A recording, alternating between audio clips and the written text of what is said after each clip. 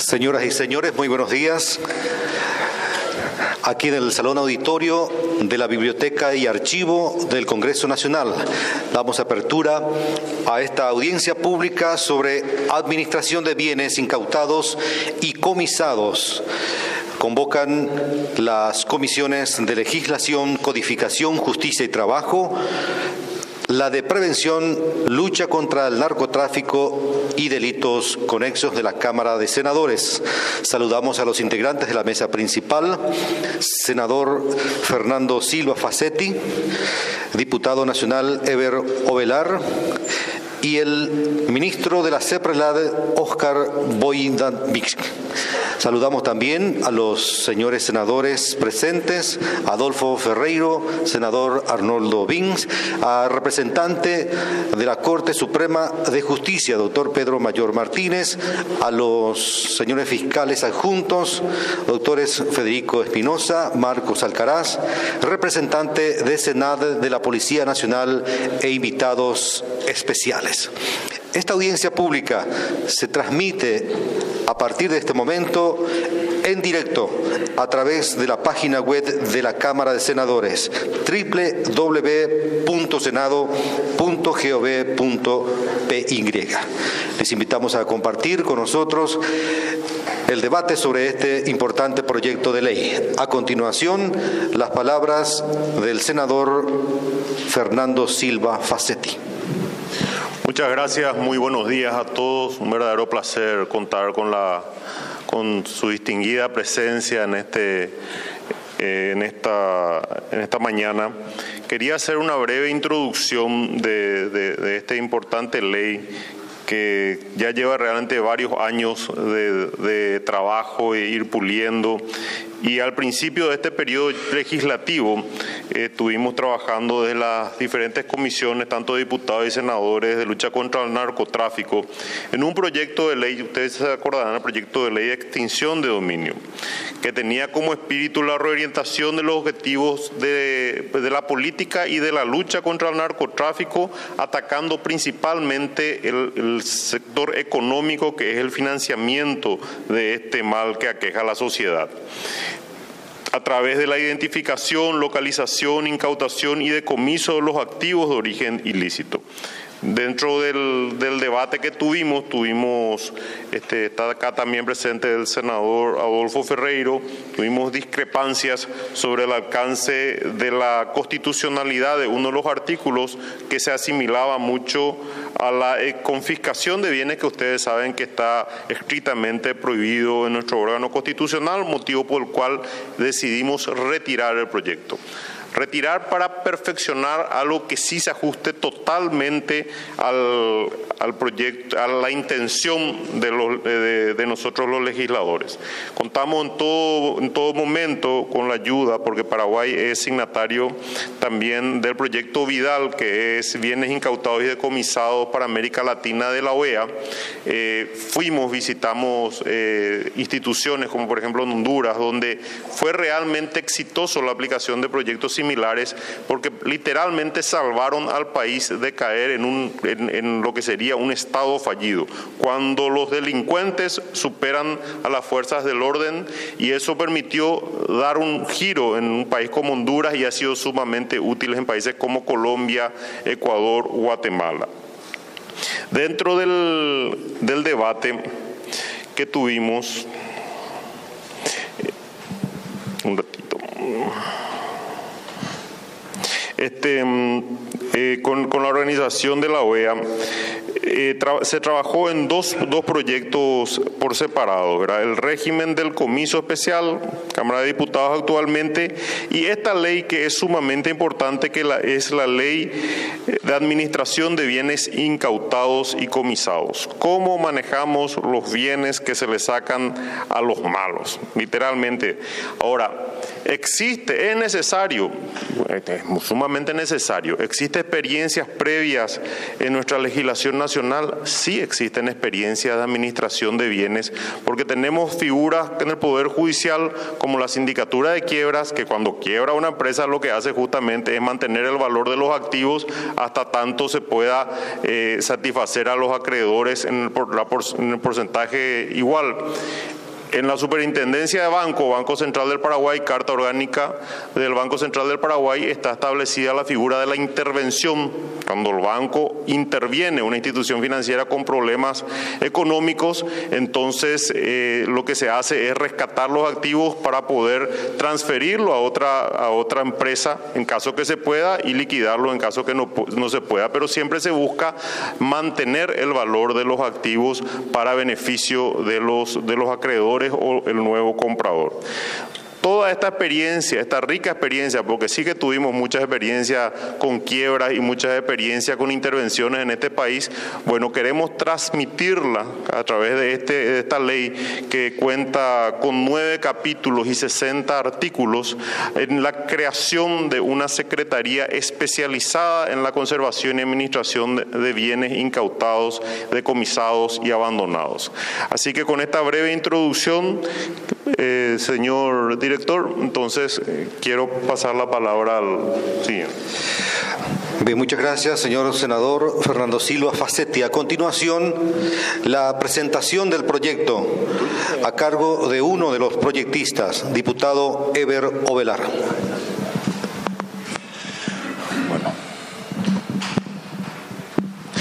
Buenos días para todos. Antes que nada quiero presentar mis disculpas por el retraso a esta convocatoria, porque estuvimos con los representantes de CEPRELAD en una reunión que se inició hace algunas horas en la Cámara de Comercio Paraguaya Americana, donde hemos discutido un proyecto que va muy de la mano con este proyecto, que es el proyecto relacionado a sociedades anónimas, a iniciativa de la Embajada Americana. Entonces acudimos a esa reunión y lastimosamente las preguntas del auditorio nos consumieron más del tiempo que habíamos previsto. Acá nos acompañan justamente representante de la Embajada Americana. Gracias, Clay, por tu presencia, y en tu nombre también a los demás integrantes de la delegación de la Embajada Americana que nos han dado su apoyo en este proyecto. Bien, para hacer una pequeña introducción a lo que se pretende con el proyecto de creación de la Secretaría Nacional de Bienes Incautados y Comisados, resulta conveniente hacer una evaluación retrospectiva de cuál es la situación del Paraguay en cuanto al régimen del comiso tradicionalmente conocido como tal. Sabemos que ya desde el Código Penal de 1910, el Código de Teodosio González, sus modificaciones del año 1915, ya teníamos la figura del comiso tradicional, que básicamente es aquel bien que ha sido fruto o producto de la comisión de un hecho punible. Lógicamente, como es un producto que tiene su origen en una actividad ilícita, es objeto de afectación por parte del Estado. De la misma forma, aquellos instrumentos empleados para la comisión de tales hechos punibles. Esa es la definición que ya desde el Código Teodosiano seguimos arrastrando hasta hoy. En nuestro Código Penal actual, la Ley 1160/97, lo establece en su artículo 86, el comiso tradicional, y tenemos una figura bastante novedosa en el comiso especial o la privación de beneficios y ganancias en el artículo 96, que no es muy utilizado hasta hoy día, pero de eso vamos a hablar un poquitito más adelante. Lo cierto es que la figura del comiso como el producto del hecho punible o la afectación de los bienes que son producto de la comisión de un hecho punible, lo tenemos bastante trabajado, lo tenemos bastante diagramado en nuestra legislación, pero lastimosamente tenemos una realidad bien clara hoy día. Ni en el Código de Teodosio ni en el Código Penal actual hemos aplicado hasta hoy adecuadamente la figura del comiso tradicional incluso. Ni siquiera todavía estamos pasando a la privación de beneficios ni de ganancias, porque en esos casos hay 0 causas. ¿Cuáles eran nuestros problemas? Teníamos un problema porque los fiscales decían no tengo legitimación activa para llevar adelante el remate de esos bienes. Los jueces le decían yo no tengo protocolo para designar un martillero, quién va a pagar finalmente los gastos de la publicación y cosas por el estilo. Lo cierto es que con un pimponeo de yo no soy, vos no sos, finalmente los jueces y los fiscales hasta hoy tienen varios casos que todavía se están discutiendo a instancia de la Corte Suprema de Justicia, inclusive para llevar adelante ciertos comisos. Y ni hablar de ciertas controversias que se tienen con algunos bienes vinculados a hechos punibles de narcotráfico, en donde ni Ministerio Público ni Poder Judicial se ponen de acuerdo si la afectación tiene que ser declarada o no. Hablamos de casos de comicio tradicional, ni siquiera estamos hablando, repito, de los artículos 96 que genera cierta polémica. Lo importante es lo siguiente. Más allá de la discusión del comiso o de los efectos post-sentencia con relación al objeto vinculado a la comisión de un hecho punible, ¿qué hacemos hoy? ¿Cuál es la realidad que tenemos hoy en el Paraguay? Nuestra realidad es bastante clara. Los depósitos de la Fiscalía, de la SENAD, de la Policía Nacional se llenan de vehículos que se están pudriendo literalmente. Esa es nuestra realidad. No vamos a hablar de las aeronaves que son también incautadas en procedimientos fiscales y de la SENAD que también son objeto de nuevos hechos punibles. Se convierte inclusive en caldo de cultivo el objeto que ha sido incautado, porque finalmente cuando se procede a lo que coloquialmente llamamos carneada de esos vehículos, se da pie a un nuevo hecho punible, que es el quebrantamiento del depósito, que puede ser el hurto agravado, inclusive en su modalidad de un tipo agravado. Muchísimas situaciones hoy tenemos en nuestro plano real, fáctico. ¿Qué hacemos con esos bienes? No podemos hacer absolutamente nada, porque lo único que tenemos es una facultad, pero bastante, hasta si se quiere, vestigial en el Código Procesal Penal, que nos permite, en ciertos y determinados casos, entregar algunos vehículos bajo el cargo de depositario judicial. Y con eso, de alguna u otra forma, se le da cierta utilidad a esos vehículos. Pero repito, es una circunstancia absolutamente vestigial de nuestro Código. Ni por casualidad se constituye en una regla general o en una regulación de buenas prácticas para darle un destino a un bien vinculado a la comisión de hecho punible. Se siguen pudriendo los vehículos en los patios de la SENAD y el Ministerio Público. Eso es lo que sigue ocurriendo. Y se siguen carneando. Sí, la misma cosa ocurre. ¿Cuál es el objeto del proyecto de ley de creación de Cenavico? Como su nombre lo dice, es una Secretaría Nacional de Administración. Quiero hacer el énfasis en esto. De administración de bienes incautados y comisados. Ergo, de bienes vinculados a un hecho punible que han sido incautados y también aquellos bienes que han sido objeto de sentencia definitiva de comiso. Es decir, Cenavico ha sido creada para administrar esos bienes desde el punto cero del procedimiento fiscal. El fiscal con la SENAD realizan un registro con orden de allanamiento en una estancia, y en esa estancia encontramos ganados vacunos, encontramos normalmente vehículos de alta gama, que una vez que realiza el procedimiento fiscal policial en esa tarde, en esa noche, al día siguiente desaparece literalmente de toda esa propiedad. Tenemos casos y casos y casos, y acá está el doctor Marcos Alcaraz, con quien hemos analizado distintas casuísticas. Lo cierto es que en regla general eso siempre ocurre. Por regla general siempre ocurre, digo bien. ¿Qué es lo que va a hacer ahora Cenavico? Cenavico va a ser un actor que va a acompañar al fiscal, a la SENAD o a la Policía Nacional en su departamento antinarcóticos en cada procedimiento, de tal modo a que, constatada la comisión del hecho punible de narcotráfico, por ejemplo, por regla general, inmediatamente el funcionario de Cenavico ya queda como administrador judicial de esos bienes, para garantizar que el día de mañana, cuando se tenga que dictar la sentencia definitiva, sea de condena o sea eventualmente también una absolución, ¿por qué no?, ese bien se encuentre en condiciones óptimas para que sea devuelto a su propietario, o eventualmente se pueda aplicar un comiso en condiciones también óptimas. Eso es lo que se pretende con la figura de la administración. Por eso se llama Secretaría Nacional de Administración de Bienes Incautados, es decir, presentencia. Y Secretaría de Administración de Bienes Incautados y Comisados post sentencia. Esa es la figura básicamente de la Cenavico. La Secretaría Nacional, en su función más importante, se va a encargar de administrar esos bienes. Esa es la función más delicada que va a tener hoy Cenavico. En la ley, obviamente, se faculta a Cenavico a realizar inversiones. Por ejemplo, si se trata de un hato ganadero y se tiene que realizar sanitaciones de esos semovientes, bueno, se pueden vender algunos de ellos para pagar los gastos de vacunación, de sanitación de esos animales. Entonces son cuestiones básicas que hacen a la funcionalidad misma de la institución. Como lo decía el senador Silva Facetti, tenemos esta experiencia con la figura del administrador judicial del Código Procesal Civil, tenemos esa figura también en la ley de bancos, tenemos figuras que definitivamente en la ley de quiebras se implementan desde hace ya bastante tiempo. Esto no es básicamente descubrir la pólvora, es simplemente aplicar institutos jurídicos de nuestro derecho positivo interno a un ámbito tan delicado en donde hasta hoy no tenemos ninguna regulación.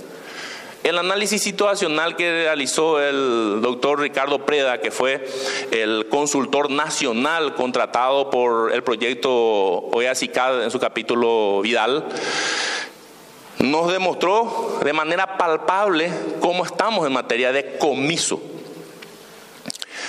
Y básicamente nos enteramos de algo que muchos ya sospechábamos, pero que ratificamos con ese análisis situacional. No tenemos más de 20 sentencias de condena y de aplicación del comiso tradicional siquiera en el Paraguay. Y el comiso autónomo ni se hable. Lo cierto y concreto es que hoy día, si un narcotraficante procesado como tal, acusado y llevado a juicio oral y público, y el día de mañana con las idas y vueltas de un recurso extraordinario de casación, que por ventura lo absuelva, lo va a legitimar plenamente a que demande al Estado paraguayo por el deterioro de ese bien que ha sido incautado de su poder, siendo él declarado justamente no reprochable por la Comisión de ese hecho punible. Todavía hasta hoy no estamos teniendo esa realidad, pero categóricamente se puede dar sin lugar a dudas. Entonces, la mayoría de los países que han implementado el proyecto de administración han dado esta respuesta categórica e inequívoca. Si el bien es perecedero, se remata, se vende, el producto del remate íntegramente se le devuelve a la persona que ha sido sometida a proceso y finalmente declarada inocente. Un término coloquial lo uso de inocente porque eso se entiende mejor. Finalmente, eso es lo que se le restituye, pero finalmente lleva algo.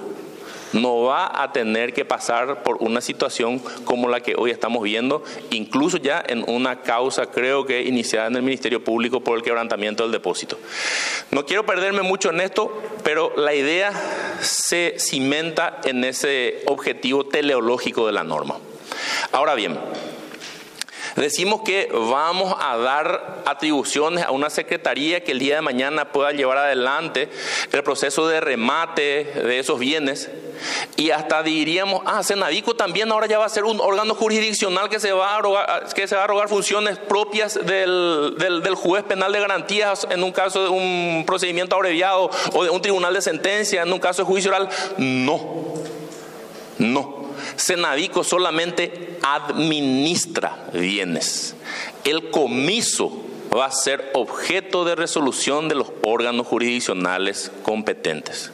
no se inmiscuye en absoluto en la función que compete única y exclusivamente a los órganos jurisdiccionales. Repito, sean jueces de garantía o sean finalmente tribunales de sentencia, ni en sus medidas cautelares. Lo que va a hacer en todo caso Cenavico es administrar esos bienes que el juzgado le remita a su disposición. Eso es lo que va a hacer. Y el día de mañana, cuando el juzgado nuevamente le reclame la devolución, entregárselo en las condiciones de conservación que, de acuerdo a los manuales de buenas prácticas, Cenavico haya implementado con relación a ese bien. Finalmente vamos al objetivo fundamental del proyecto de Cenavico. ¿Qué se va a hacer con el dinero resultante de los remates que sean ordenados por los jueces o por los tribunales competentes? El 50% de todo el producto de los remates va a destinarse a planes de prevención y de rehabilitación de narcodependientes, es decir, de adictos. En el Paraguay, el capítulo relacionado a prevención o a rehabilitación de adictos es lamentable. No existe una política pública estatal que se ocupe de la rehabilitación de los adictos, como si fuesen personas olvidadas de la sociedad. Lastimosamente, analizábamos en la Comisión de Lucha contra el Narcotráfico hace poco tiempo con representantes de la SENAC que hacen este loable trabajo, y lo invitamos al doctor Fresco, que tiene apenas 20 camas en el Centro Nacional de Adicciones, y esas 20 camas tienen que dar cobertura a toda la problemática que tenemos en la República. Y decíamos, ¿y qué pasa entonces con la mayoría de los adictos? Y normalmente los adictos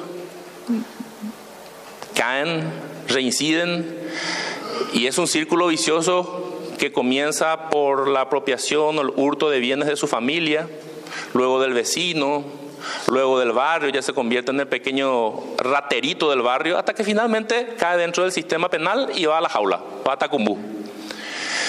Lógicamente, para satisfacer sus necesidades de adicción, y algunos creen que con eso se soluciona el problema. Lastimosamente, ese adicto, cuando ingresa a Tacumbú, sigue teniendo necesidades de adicción, porque no se le hace ni una sola cobertura, ni un solo plan de abordaje se le hace en Tacumbú a ese adicto. ¿Qué hace? Se prostituye. Y eso es lo menos que le estoy diciendo que ocurre. Y esto es producto de un trabajo de seguimiento de organismos que se ocuparon de esta cuestión. No hacemos nada con los adictos. El Estado no hace nada. El doctor Fresco tiene 5 funcionarios. 5 funcionarios, y con eso se tiene que dar respuesta a esta realidad.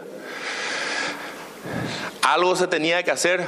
Bueno, nuestro proyecto por lo menos tiene esa modesta orientación a destinar el 50% de todo el producto de los remates al abordaje de esta situación lamentable, que realmente a lo mejor nos ocuparía inclusive toda la mañana de explicitar más. Repito, no le gusta a la gente hablar de esto, y mucho menos en audiencia de esta característica.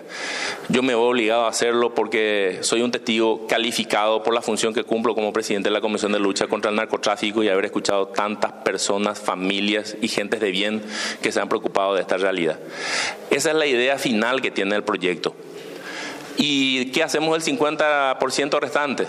Del 50% restante, el 25% se va a destinar para la funcionalidad propia de Cenavico. Cenavico va a tener que realizar gastos, realizar ciertas inversiones como las que mencionábamos para el mantenimiento, para la conservación de los bienes. Entonces el 25% va a ir destinado para ese fondo. Y el 25% restante va a ir destinado para aquellos organismos que hayan llevado adelante los trabajos justamente de incautación de esos bienes, ya sean los trabajos de inteligencia, ya sean los trabajos de línea de intervención. Hablamos concretamente de Ministerio Público, Poder Judicial y Senat en partes iguales. Ese 25% va a ser distribuido entre estas 3 instituciones. Senat o Policía Nacional en su sección antinarcóticos, si fueron ellos los que previnieron la investigación. Lo cierto es que ese 25% va a ir destinado para esa función y específicamente para la capacitación de los funcionarios que realicen esta delicada tarea. Decíamos justamente en el debate de este proyecto de ley, y lo señalaban los agentes de la Senat como también el Ministerio Público, no es una tarea simpática la de llevar adelante procedimientos en contra de narcotraficantes. Sabemos que no son delincuentes comunes y los riesgos son enormes. Entonces, por lo menos que se invierta en su capacitación para las funciones que están cumpliendo, fue un destino consensuado por los integrantes de la Comisión Interinstitucional en ese momento. Finalmente, como lo decía el senador Silva Facetti, este no es un trabajo que nació de la proactividad aleatoria de la Comisión de Lucha contra el Narcotráfico, sino fue un trabajo que fue acompañado, que fue monitoreado muy de cerca por la Organización de Estados Americanos en su capítulo de OEA-CICAD, y específicamente el proyecto Vidal. El proyecto Vidal es un proyecto que está teniendo mucha vigencia en Sudamérica, y hemos tenido la oportunidad de conocer un organismo que ya tiene muy desarrollado este proyecto, que se llama OAVI. Fuimos a Tegucigalpa, Honduras, en donde los resultados lastimosamente no vamos a poder a lo mejor exhibir el día de hoy, pero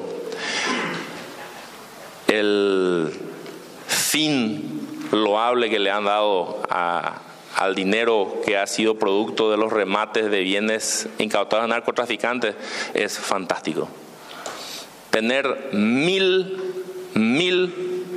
niñas y adolescentes en un centro de estudio, de capacitación y de promoción humana es algo a cualquiera le echa de espaldas. Tuvimos esa oportunidad, ese privilegio enorme con algunos compañeros congresistas de cómo OAVI está trabajando hoy en Tegucigalpa con estratos sociales carenciados, y el resultado que uno ve realmente es fantástico.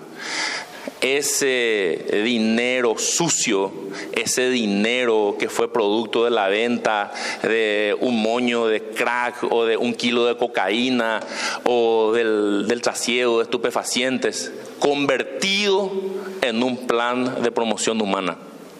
Realmente es una cosa fantástica y hemos tenido esa oportunidad. El proyecto apunta a eso. No sabemos finalmente si lo habremos de lograr, porque todo proyecto humano tiene un componente que justamente pasa por la voluntad y por la dedicación y el empeño que cada uno ponga en este proyecto. Como cualquier ley, puede tener algunos reparos o puede tener muchos reparos. No existe ningún problema en ello. La cuestión pasa por analizarlo, por verlo, por discutirlo, por debatirlo, y si podemos establecer las modificaciones que se tengan que hacer, o si en general el día de mañana se puede implementar una ley posterior de modificación y tener ya la ley cuanto antes, sería un paso enorme. Y con el pedido reiterado disculpas por mi retraso y por el compañero Alejandro también, quisiera solamente decirles que este es un proyecto que definitivamente no puede ocultar una carga sentimental muy grande, y en mi caso eso es así, porque cuando hemos analizado el proyecto Senavico y cuando llegamos a las disposiciones finales del título de los bienes, definitivamente no voy a ocultar que hemos sentido todos los integrantes de la Comisión Interinstitucional un sentimiento muy especial. Este proyecto apunta a eso, no tiene ningún reparo en cuanto a discusiones constitucionales como las que bien señalaba el senador, con aquella dicotomía comiso o confiscación con ropaje de comiso. No, acá no existe nada de eso. Este es un proyecto que se nutre íntegramente de la legislación positiva vigente en la República del Paraguay. Íntegramente. No se crea ninguna figura nueva.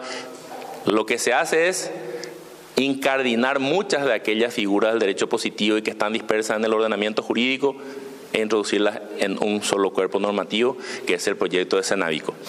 Estamos disponibles, senador, para las preguntas que puedan realizar desde el auditorio.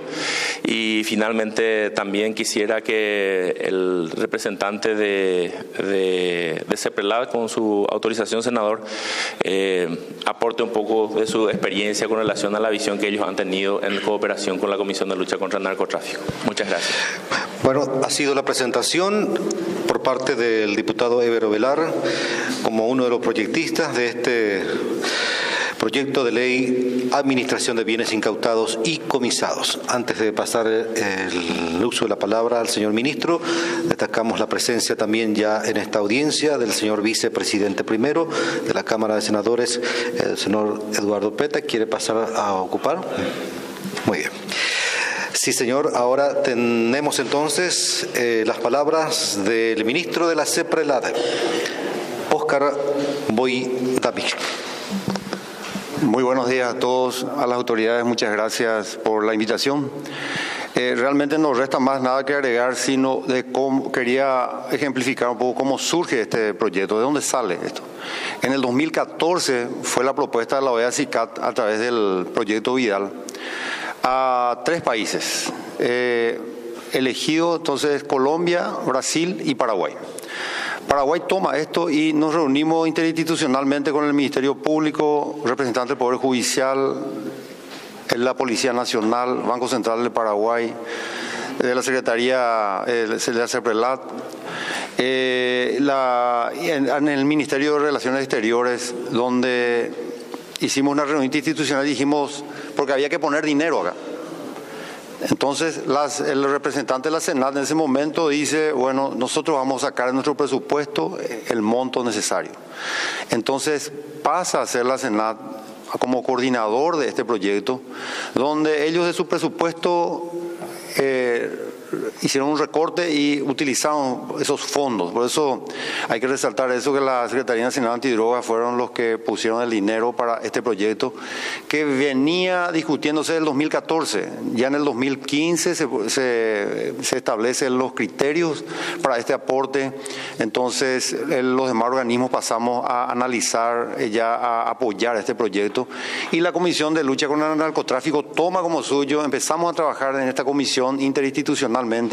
Lo que hay que resaltar que este no es un proyecto enlatado, un proyecto ya preestablecido de la OEA-CICAT que se envía y se exige a que se aplique.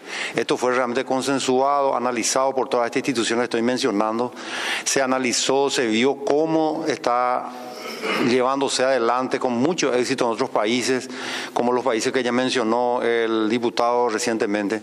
Entonces, nosotros de la CEPRELAD vemos esto con muy buenos ojos, vemos que este dinero se puede destinar para el proyecto de salud, para el proyecto de investigación y la parte de justicia penal en su caso. Entonces, nosotros realmente estamos muy conformes con este proyecto, apoyamos enteramente y esperamos que realmente se pueda llevar adelante con una ley que apoye y ayude al país a poder destinar estos bienes que están tirados por todos lados a una causa justa y noble como la que mencionó realmente el diputado. Muchas gracias por la invitación nuevamente.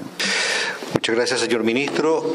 Invitamos aquí al estrado al representante de la Senat, doctor César Arce. Doctor César. Muchas gracias. Bueno, realmente muy satisfecho con la culminación de este proyecto de ley y proyecto de creación de la Cenavico, con el senador Eber Ovelar y con todo el grupo que componía o que sigue siempre el grupo interinstitucional que trabajó para este proyecto. Creo que se sacó algo bastante justo, como dijo el diputado, que es la de nutrir a las instituciones más carenciadas en el sentido de proveer asistencia a las personas que tienen una enfermedad que no es bien tratada en el Paraguay porque no se tiene un acabado conocimiento del problema que representa esta enfermedad crónica y recurrente. Podemos tener referencia del alcoholismo, de otro tipo de enfermedades, pero de aquellos que tienen el problema de derivados de consumo de drogas y cada vez más duras, drogas más nocivas y más penetrantes en el organismo, en el cual crea una adicción fatal y horrorosa, como el caso del crack. Y lo peor aún es que ataca a niños más que a adultos. Y si nosotros como sociedad en general, no hablo del Estado ni de ningún otra instancia, simplemente como sociedad no le damos una salida a estos chicos, esta población va a crecer con una hostilidad y ganas de hacer cualquier cosa para conseguir esa droga. Podemos ver en las calles lo que antes era la epidemia de la cola de zapatero, ahora se convirtió en la epidemia del crack. Y repito, son gente que no tienen medios para hacerse tratar pagando, porque son gente con escasos recursos, y a eso es donde van generalmente la venta de este tipo de droga, porque es barata, es el residuo de la cocaína que viene. Los traficantes son muy hábiles en el sentido de hacer marketing. Ellos vieron la utilidad que se le podía tratar a la parte no cristalizada de la cocaína para no tirar, comenzaron a encontrar clientes y sus clientes son estos chicos. Entonces este proyecto de ley apuntó desde un comienzo a solucionar problemas que veíamos que no podíamos de la noche a la mañana darles una solución o una salida. Y si nosotros miramos la Agenda 2030 de las Naciones Unidas, justamente en su primer punto encara eso, eliminar la pobreza en todos sus aspectos, el hambre, y en el numeral número 19 habla de la protección a los niños y a las personas más vulnerables para que no caigan en el vicio en el caso de prevención, y para aquellos que ya cayeron darles cobertura total, no solamente en el tratamiento médico y todo lo que conlleva, sino tratarles de conseguir una reinserción en la sociedad. Entonces, mediante este proyecto nosotros vemos que hay una esperanza para esa gente. Bueno, la Senat lideró en un comienzo y después pasamos la posta al diputado Eber, que fue el que realmente lideró todo este proyecto, y podemos decir que todos participaron, ¿verdad? Participó Poder Judicial, Ministerio Público, ONG, de todo tipo de gente y de todos los representantes de sociedad. Y bueno, la Senat está muy orgulloso y muy satisfecho por la culminación de este documento, y bueno, quedamos expectantes a lo que quieran preguntar. Muchas gracias. Muchas gracias, doctor César Arce, en representación de la Senat. Ahora pasamos a escuchar al auditorio, no sin antes recordarles parte de las reglas de esta audiencia pública, que cada expositor, antes de dar su sugerencia o consulta, por favor, nombre y apellido para el registro pertinente de esta audiencia pública. Pedimos que sean 3 minutos de participación para fundamentar su postura o a la institución que representa. Recordar también que las opiniones que se recogen durante esta audiencia pública serán de carácter consultivo y no vinculante. El senador Fernando Silva Facetti va a oficiar de moderador a continuación.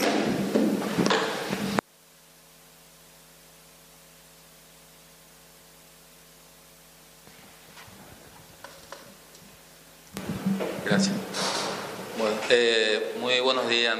Antes que nada, yo soy Federico Espinosa, vengo en representación del Ministerio Público.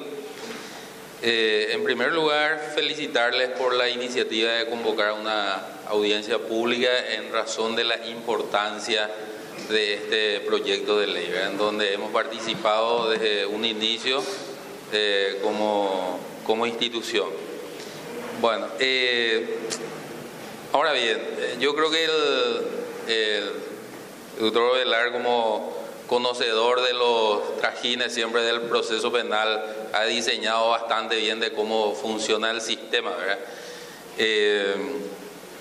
Más allá de verificar así cuestiones puntuales, lo que debemos de señalar es de que si bien nosotros tenemos en nuestro Código Penal la figura del comiso, el comiso tradicional, el comiso autónomo, pero nos faltaba esta pata, ¿verdad? Esta es la otra pata que necesitamos para que esa figura realmente funcione, ¿verdad? Porque finalmente esa es una figura sui generis, ¿verdad? Una mezcla un poco de la cuestión penal con la cuestión civil. ¿Por qué? Porque estamos hablando por un lado de un bien que tiene un origen ilícito y por otro lado estamos hablando de los derechos sobre la cosa, ¿verdad? Entonces es una figura sui generis en donde faltaba esta pata para poder hacerla aplicable. Nosotros tenemos en el caso particular de delito económico tenemos algunas prácticas, pero sí esta ley va a ser de muchísima utilidad, ¿verdad? Dentro de esa idea nosotros en general compartimos la necesidad de la vigencia de esta ley, porque esto va a hacer de que el proceso realmente culmine así como todos esperamos. Hay prácticas, pero recién le comentaba yo acá al doctor Pedro Mayor, hay realidades, por ejemplo, del Chaco, en donde ingresan animales de contrabando y no se sabe qué hacer con esos bienes, y sabemos que eso se reproduce, una serie de cosas, hay que buscar alquiler, una serie de factores, pero finalmente se recurre a la buena voluntad de la gente de los alrededores para poder afrontar ese tipo de situaciones. Realmente de que las hay, ¿verdad? Ahora, como les dije, en general nosotros compartimos plenamente. Ahora sí, queremos dos cuestiones puntuales dejar en esta reunión. En primer lugar, darnos la oportunidad de presentar algunas consideraciones por escrito, que lo haremos llegar en su momento, oportunamente, cuando ustedes lo requieran, si es que están de acuerdo. Y en segundo lugar, lo relacionado al 50% de la distribución. Nosotros como Ministerio Público consideramos de que además del trabajo preventivo y de la rehabilitación de personas, nosotros consideramos de que sería interesante también destinar parte de ese 50% al combate en este caso de delito, ¿verdad? Y eso básicamente es esa postura que queremos dejar sentada. Y bueno, nuevamente agradecer por la invitación y consideramos que realmente que va a ser una ley que le va a beneficiar bastante al país.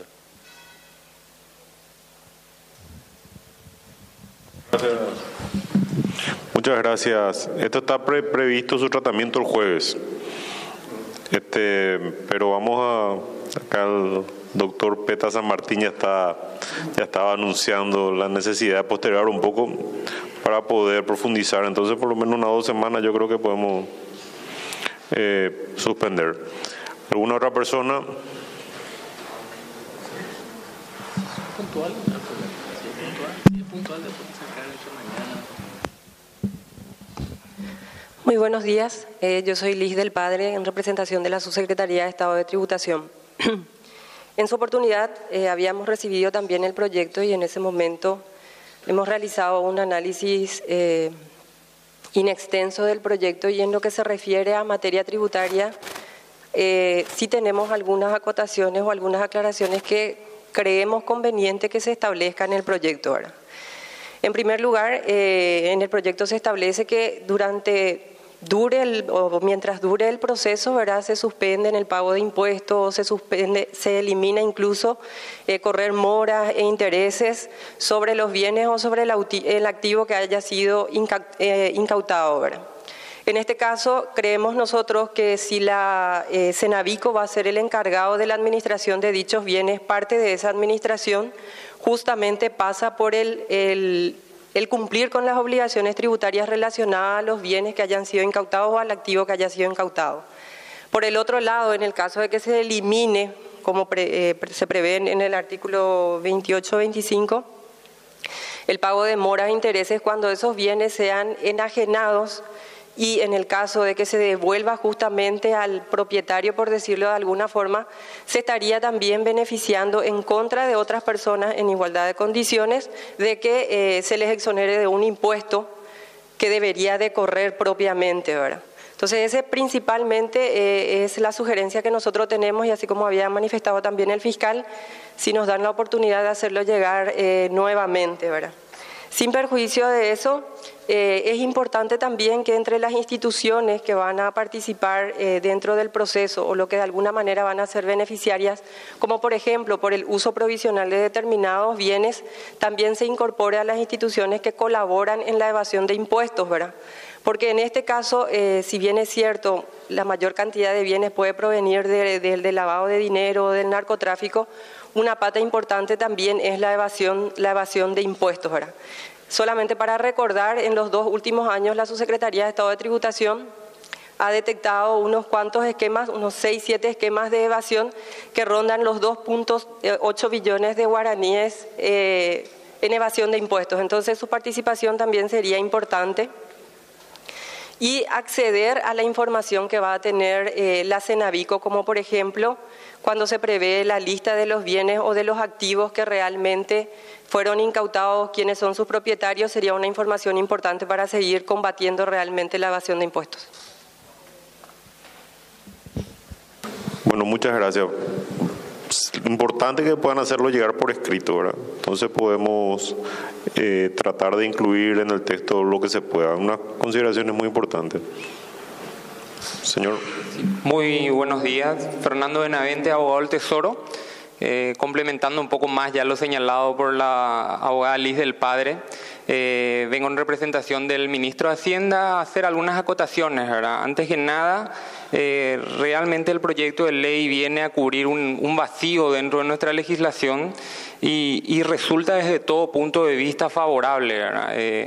Como lo señalaba el diputado Eero Velar, realmente es penoso ver bienes que se comienzan a tornar inservibles dentro de depósitos de instituciones públicas, ¿verdad?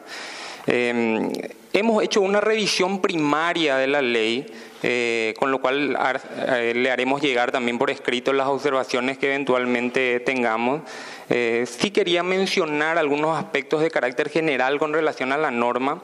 Por ejemplo, lo vinculado al artículo 47, donde habla de las víctimas de este proceso y la entrega del producido de los bienes a los mismos, ¿verdad? Donde habla en un apartado que el excedente o el producido de los intereses quedará en Cenavico en concepto de gastos administrativos, ¿verdad? Y ahí podría haber cierto problema. ¿En qué sentido, verdad? Bien lo dijo usted, que esta es una ley que tiene mucho sentido y hace mucho hincapié en lo que es el derecho de propiedad, ¿verdad? Porque se discute finalmente si ese bien es producto de un hecho ilícito y si ese bien finalmente va a quedar para el Estado en carácter de comiso finalmente, o al final vuelven a sus titulares o terminan siendo objeto de indemnización para las víctimas, ¿verdad? En un apartado de la ley habla de los frutos de la administración de esos bienes y habla de un 10% que queda para Cenavico. Y si nosotros utilizáramos ese 10% de rendimiento y lo lleváramos a los gastos administrativos, por lo general el gasto administrativo simplemente cubre los gastos de mantenimiento del bien y sin embargo podría quedar como ese excedente con un un monto muy superior a inclusive el 10% del rendimiento en los frutos, ¿verdad? Ese es un punto que hay que tener en cuenta y hay que revisar eventualmente para no tener el día de mañana objeciones por parte de los titulares, a pesar de que se habla de que acá en este punto el beneficio va a ser para las víctimas en un proceso de secuestro, terrorismo o lavado de dinero en este caso. Algunos puntos interesantes que mencionar también, esta ley trae una novedad muy importante, que es el sistema de contrataciones públicas, con un argumento muy eficiente, ¿verdad? Estos no son bienes del Estado, sino son bienes particulares, con lo cual necesariamente requiere un proceso más dinámico en torno a contrataciones públicas, lo cual me parece una novedad muy positiva en el proyecto de ley. En contrapartida, también hay que poner algunos aspectos, o hay que cuidar algunos aspectos de control, ¿verdad? Atendiendo que Cenavico va a ser una Secretaría Nacional de carácter público, probablemente la Contraloría va a tener acceso al control de las cuentas y del manejo administrativo de Cenavico, y también podría ser razonable poner algunas cuestiones dentro de la ley que hagan a ese control, ¿verdad? Que si bien el proyecto de ley previsiona el control de parte de Cenavico en la utilización de esos recursos, no pude percibir que hay una relación de control con relación al manejo de Cenavico. Algunos aspectos que tal vez podrían ser también interesantes es mencionar lo que tenga que ver con la conformación de la función pública dentro de la estructura de Cenavico, simplemente para reforzar la idea de la vigencia de la ley 1626 dentro del proceso de conformación de Cenavico. Y finalmente, de una manera mucho más macro y lo que tenga que ver al Ministerio de Hacienda, tenemos que sentarnos a definir claramente lo que va a ser la estructura de Cenavico, en el sentido de poder determinar dentro del presupuesto cuánto sería el impacto y cómo se financiaría finalmente la estructura de Cenavico. Que si bien podrá tener fuente 30, va a depender en gran medida del recurso del Tesoro para poder sostenerse administrativamente, ¿no? Finalmente, desde el Ministerio de Hacienda queríamos mencionar que acompañamos el desarrollo del proyecto de ley con las observaciones pertinentes ya señaladas por la Subsecretaría de Tributación, que hace al no acompañamiento de la exoneración de impuestos en el artículo 28, por las razones ya esgrimidas y las acotaciones de carácter general que ya he mencionado también. Nada más. Gracias, Fernando. Gracias, Liz. Lo van a cerrar por escrito. ¿Alguien más? Doctor, doctora.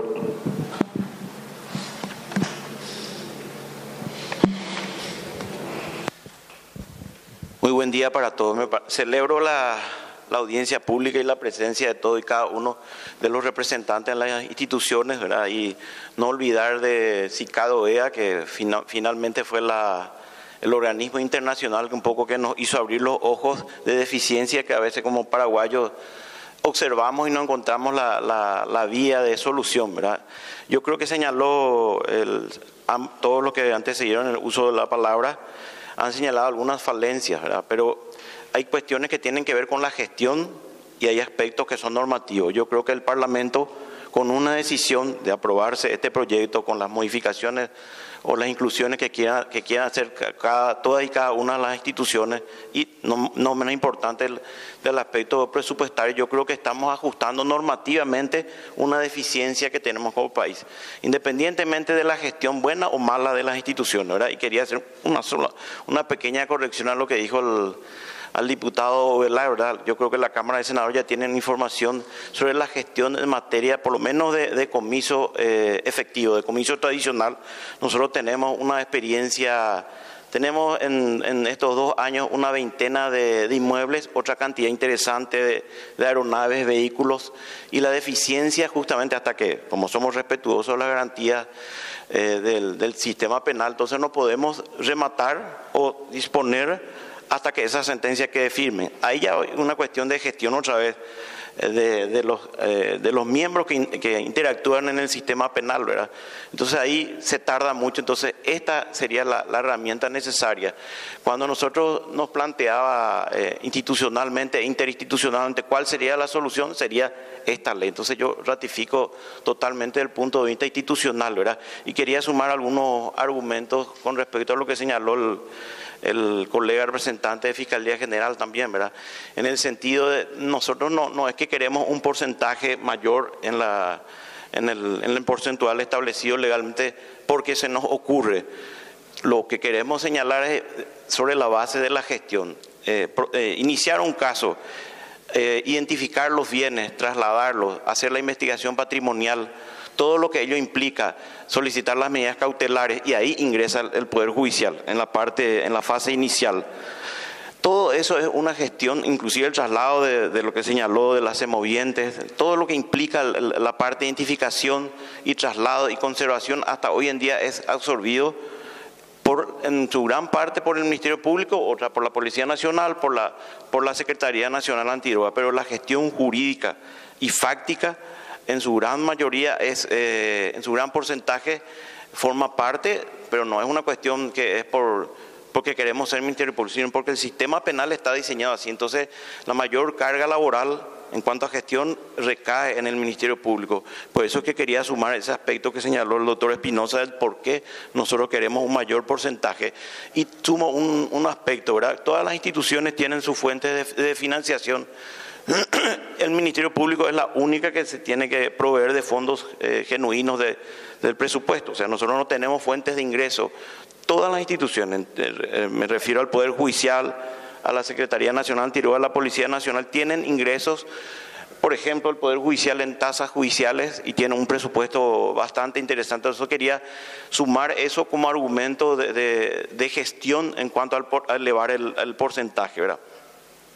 Es en ese sentido, y señalar un poco también de que todas las instituciones fueron partícipes, ¿verdad? Y yo creo que todos los representantes de Hacienda, Contraloría, fueron partícipes. Yo no sé si tal vez los integrantes fueron cambiando y las posiciones también de la autoridad fueron cambiando, pero me parece muy atendible lo que señalan, ¿verdad? Pero le quería recordar en cuanto al atractivo de cualquier particular que va a adquirir bienes en remate, siempre es que sea una ventaja económica, y al bien a ser inmovilizado por una institución del Estado que el particular no tiene ya la administración, o sea, consecuentemente no está pagando los impuestos, está entrando en mora. Entonces el sentido de eso era, para que sea atractivo para los adquirentes eventuales, exonerarle de esa situación. Una hipótesis diferente es en el cual resulte absuelto y se le tenga que devolver los bienes. Entonces, en ese caso, sí la administración volvería a pasar al titular de ese bien incautado, inmovilizado y administrado por la Cenovico. Entonces, sí, en esa hipótesis, sí se le debería cargar todos los impuestos, multas, porque si no sería un incremento de su patrimonio de manera incorrecta, ¿verdad? Quería señalar eso. Gracias. Sí, muy buenos días. Patricia Doria, también del Ministerio Público, y antes que nada agradecerles también por esta invitación, y quiero sumar un poco a lo que ya se está diciendo, y lo que me gustaría es dejar sentado, como dijo el senador Facetti y también el diputado, la necesidad, porque más allá de las modificaciones, inclusiones o perfecciones que se puedan hacer como todo cuerpo normativo, nosotros no debemos de perder el punto de vista de la necesidad de contar con una herramienta como esta. Nadie puede desconocer la situación en la que se encuentran los bienes, las evidencias, e inclusive justamente por esa falta de herramientas jurídicas para tomar decisiones sobre el derecho de propiedad mientras se tramita un proceso, hace que también a veces imposibilite también, por utilizar un término, embargar o incautar de repente ciertos tipos de bienes que utiliza el crimen organizado como empresas, ¿verdad? Las figuras que tenemos en el Código Civil no son suficientes y no abarcan y no reflejan las necesidades y las realidades que justamente se requiere al momento de tomar decisiones precautorias durante la investigación y ni qué decir el impacto que va a tener, por ejemplo, en un eventual caso, embargar sociedades, empresas, donde no solamente tenemos un impacto que genera alguna injerencia en el derecho de propiedad de esa persona durante el proceso, sino también de los trabajadores, las personas que están ahí. Entonces, no puede parar esa empresa, tiene un impacto social también. Entonces, efectivamente, algo que tenemos que identificar todos acá presentes es que más allá de todos los cambios que uno pueda sugerir, la necesidad de contar con una herramienta legal que posibilite, más que nada, una capacidad jurídica de poder tomar decisiones de actos de disposición, porque no debemos olvidar, y como dijo en ese sentido el compañero del Ministerio de Hacienda, efectivamente se están administrando bienes de terceros, ¿verdad? No son parte del patrimonio ni público ni nada, y tampoco podemos hacer porque no es un mandatario, porque tampoco el imputado o el procesado me está dando la posibilidad de administrar sus bienes. Entonces, evidentemente es una situación que requiere necesariamente una legislación que permita al Estado tomar decisiones sobre estos bienes durante la tramitación. Algo que no podemos tampoco, y vuelvo a resaltar lo que dijo el diputado Evero Velar, que hasta ahora tenemos la suerte de que no recibimos ningún tipo de acciones ni demandas el Estado paraguayo, porque tenemos que recordar que más allá que estemos Ministerio Público, Hacienda, Tributación, es el Estado, y en ese contexto es interesante, y yo creo que faltaría nomás de repente, no sé si se da la posibilidad en otro espacio de que los presentes o los representantes designados por las instituciones conozcan el espíritu. Yo creo que hay algunas confusiones con respecto a ciertos artículos, ¿verdad? El tema de la parte tributaria, por ejemplo, debemos recordar que acá es también el Estado. O sea, el Estado es el que va a administrar y por tanto, por eso como dice la normativa, no puede ser otra vez una carga para el Estado pagar durante. O sea, hay una cantidad de cositas que yo creo que se tendrían que ir afinando y aclarando para que no se tome un concepto errado. Y la parte del artículo 47, la restitución de a las víctimas, que es para poder concluir y sumar un poco, se refiere a bienes que ya se declararon el comiso erróneamente, que es lo que se quiere evitar. Esta es una excepción a la regla, porque el principio que está en el artículo 96 se va a declarar el comiso especial o la privación de bienes siempre y cuando no afecte los intereses de la víctima. ¿Qué pasa, por ejemplo, si posterior a la declaración de comiso aparece la víctima? Por ejemplo, un caso, fondos, por ejemplo, el IPS, donde fue víctima de una estafa, lo que fuera. Se declara el comiso, pero esos fondos realmente tenés una víctima identificada, entonces se le tiene que restituir. Entonces el artículo 47 se refiere a esa situación excepcional. Nada más que eso quería sumar un poco y agradecer por la invitación. Gracias. Gracias, Patricia. Doctor Pedro. Soy el juez Pedro Mayor Martínez y por supuesto que nos convoca también no solamente el hecho de que nuestras instituciones nos hayan enviado, sino un interés legítimo en cuanto a operadores del sistema con relación a esta ley. Antes del inicio ya hablábamos siempre de un componente transversal que no hace necesariamente a la ley, pero que por supuesto será objeto en su momento de cualquier tipo de cuestionamiento, que es el transversal humano. Pero no por el problema de esa transversalidad que pueda generar una serie de inconvenientes, debíamos dejar de contar con instrumentos eficaces que hoy podrían hacer que el Estado deje de gastar demasiado dinero en instituciones que tengan por objeto cuidar o cautelar bienes que ya se encuentran en muchos casos abandonados, utilizando con ellos recursos públicos para seguir manteniendo el alquiler de lugares que pueden ser utilizados para otro tipo de destinos. Hoy la cantidad de bienes que tiene el Poder Judicial seguramente en su joven y el Ministerio Público, que ya deberían ser objeto de remate, es inmensa. Como no sabemos qué hacer, seguimos contratando y utilizando el presupuesto público para volver a tener más espacio y no podemos desprendernos de lo viejo. Entonces acá tiene un sentido también económico. Por un lado, ahorrar dinero al Estado, independientemente que con la creación o centralización que a partir de este momento podría darse, también tenemos que ver a futuro. Ya lo mencionaba el diputado Velar, que tiene que ver con que si vamos a incautar y vamos a decomisar bienes que provienen de organizaciones criminales o provienen del ilícito y fue determinado así por una disposición judicial, pues entonces que esos bienes resulten económicamente viables y sobre todo interesantes, porque lo que se pretende con ello está justamente tanto en dar un servicio que hoy por hoy está ausente, que lo mencionaba el diputado Velar, para un sector de nuestra población vulnerable, es decir, jóvenes, personas que están siendo víctimas del flagelo del consumo de las drogas. Entonces creo que entre otras cosas, por supuesto atender también el destino que se le daría a esto viene a apostar ciertamente por recuperar a ese sector que está afectado grandemente y que con el tiempo podrían convertirse también en actores principales de los destinos de nuestro país si tuvieran la oportunidad de recuperarse.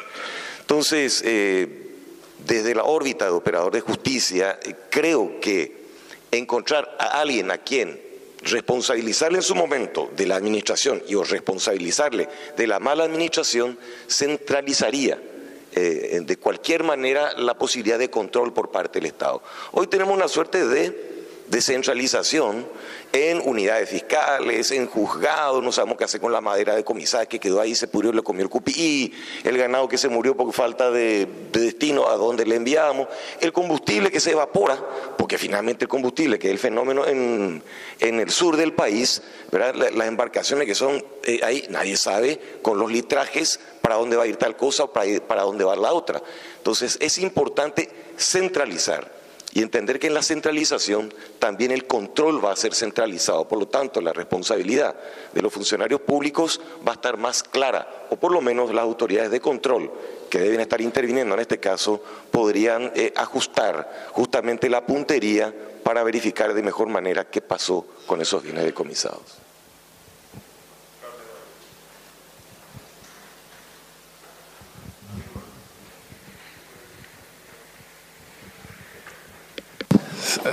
Solamente para añadir algunas consideraciones, porque acabo de borrar 3 de las respuestas que Pati ya se encargó de responder con relación al objeto de la norma, justamente el carácter sui generis de los bienes.